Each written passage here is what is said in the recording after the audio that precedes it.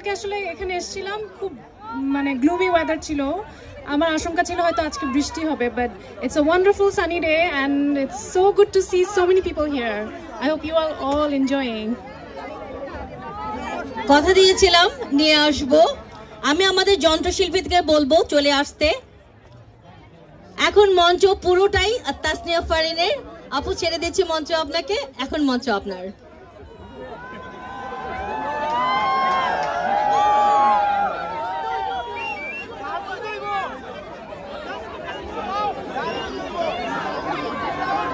বুঝতে পারছি না কি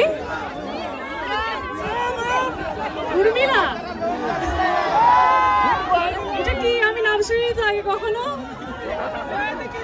কারা কারা রিলস বানিয়েছেন হাত তুলেন সবাই। বাবা টিকটক করেছেন নাকি?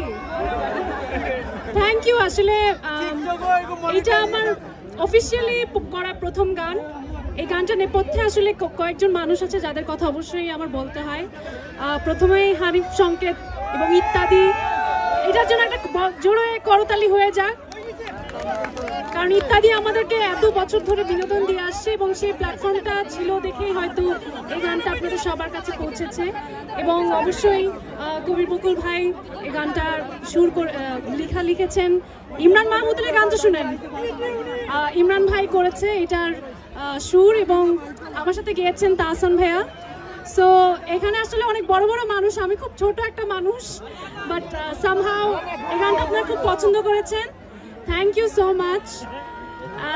আমি আশা করব, এই গানটা আসলে আমি এখন পর্যন্ত মঞ্চে গাইনি, একদমই গাওয়া হয়নি এবং লাইভ আমার কখনো এইভাবে মঞ্চে, অনেক বছর আগে ছোটবেলায় পারফরমেন্স করেছি, কিন্তু আসলে অভিনয়ের যাত্রা শুরু করার পর আমি কখনো মঞ্চে গান গাইনি।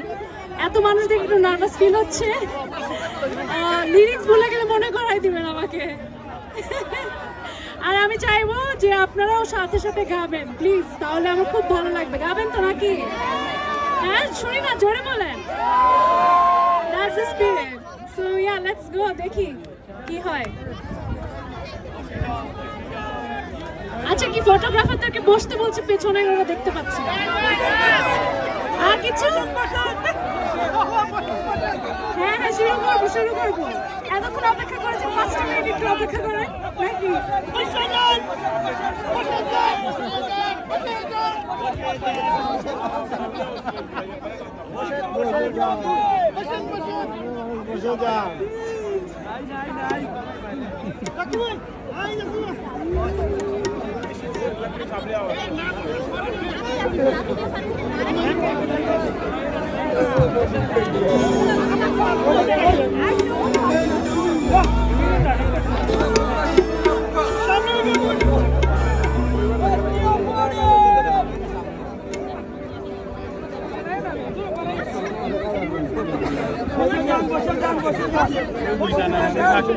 কি বনো ওই বানিয়ে